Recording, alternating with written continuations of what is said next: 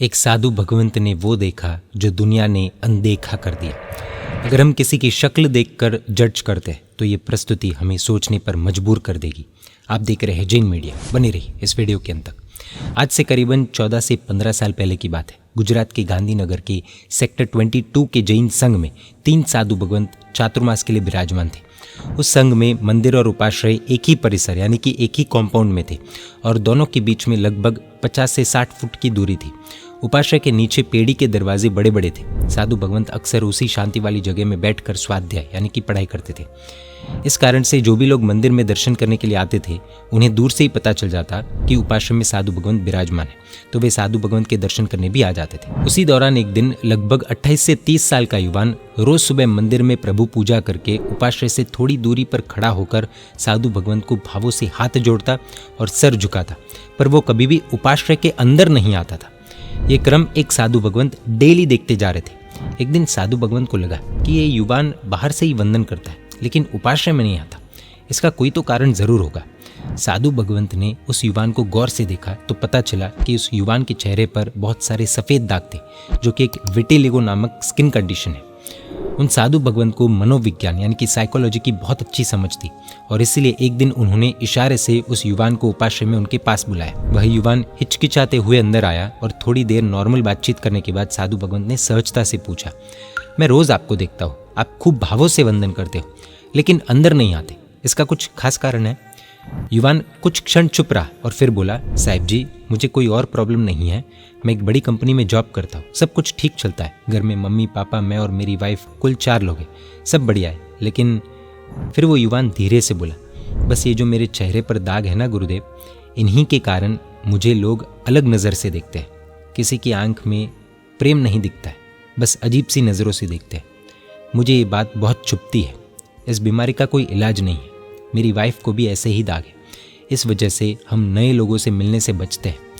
लोग कैसे देखते हैं वही हमें सबसे ज़्यादा तकलीफ़ देता है।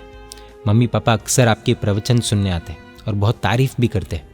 मेरा भी मन होता है आने का, लेकिन फिर ये चेहरे के दाग देखकर मैं संकोच में पड़ जाता हूँ। वो युवान एकदम खुले दिल से बोल रहा था और इसलिए बात करते करते उसका मन हल्का हो गया।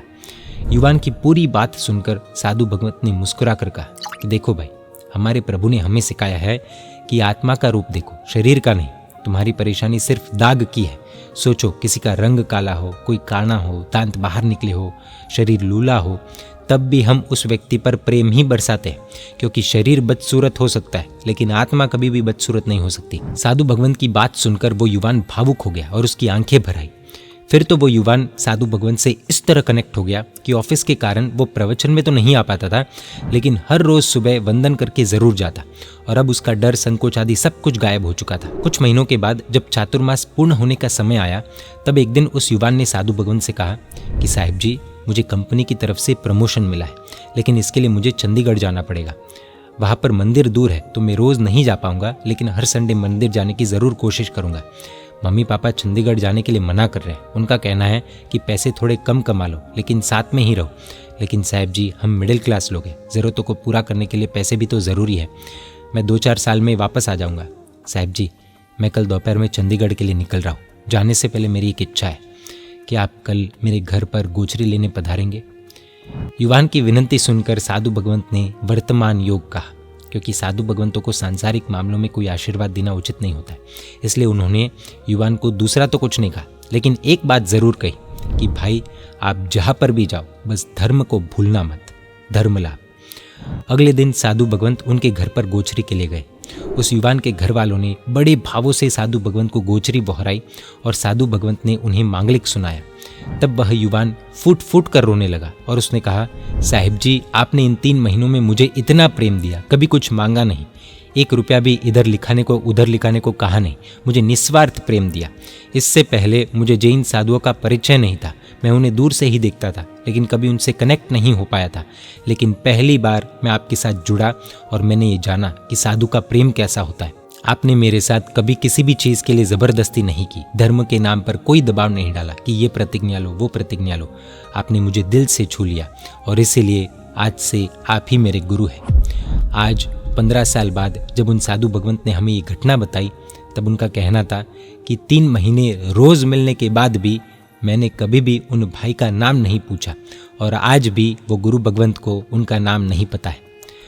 उस युवान ने कभी भी अपना नाम नहीं बताया और साधु भगवंत ने उससे कभी भी नाम पूछा नहीं। आखिर क्यों? क्योंकि जहाँ पर प्रेम निस्वार्थ होता है वहाँ पर परिचय की जरूरत ही नहीं होती। आज की भागदौड़ वाली दुनिया में हम पहचान मांगते, फॉलोअर्स गिनते और आउटर ब्यूटी से सभी को जज करते, पर 14 से 15 साल पहले की ये घटना हमें समझाती है कि व्यक्ति आउटर अपीयरेंस यानी कि चेहरे से नहीं बल्कि इनर अपीयरेंस, इनर ब्यूटी यानी कि आत्मा से सुंदर होना चाहिए।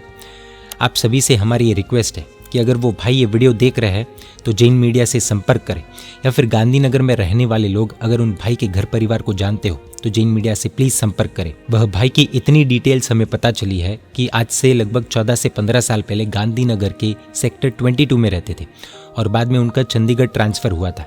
उनके चेहरे पर सफ़ेद दाग थे यानी कि विटिलिगो स्किन कंडीशन थी और उनकी उम्र आज लगभग 42 से 45 के बीच होगी। सच्चे साधु भगवंतों का संपर्क और प्रेम किसी की पूरी जिंदगी बदल देता है। इस बात की ये सुंदर घटना एक अद्भुत उदाहरण है। जय जिन शासन, जय महावीर।